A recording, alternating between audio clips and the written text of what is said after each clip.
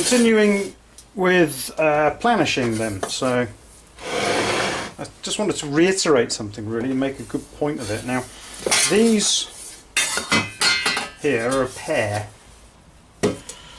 believe it or not. You can see this one is much larger than this one. Now that's not because I've taken the measurements wrong or anything like that. It's what's happened during the planishing. So like I said, I tend to work the inside when I planish.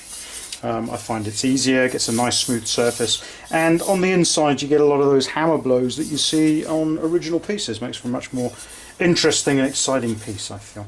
But anyway, the point I wanted to reiterate was not planishing both halves of a closed anything, so vambrace, greaves, whatever. Because what can happen, I know that these two fitted, I know that they fit well on the customer because we've had a fitting.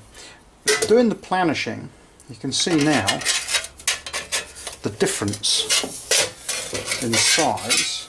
Right that way around so you can see on the camera.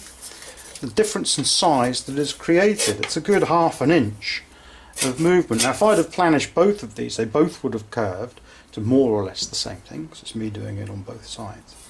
And what would happen is I would end up with them fitting quite nicely there, but I'd have a very long greave, very wide greave rather across there. So only work on one at a time, and now I can concentrate for a few moments on opening it up using a technique I did earlier.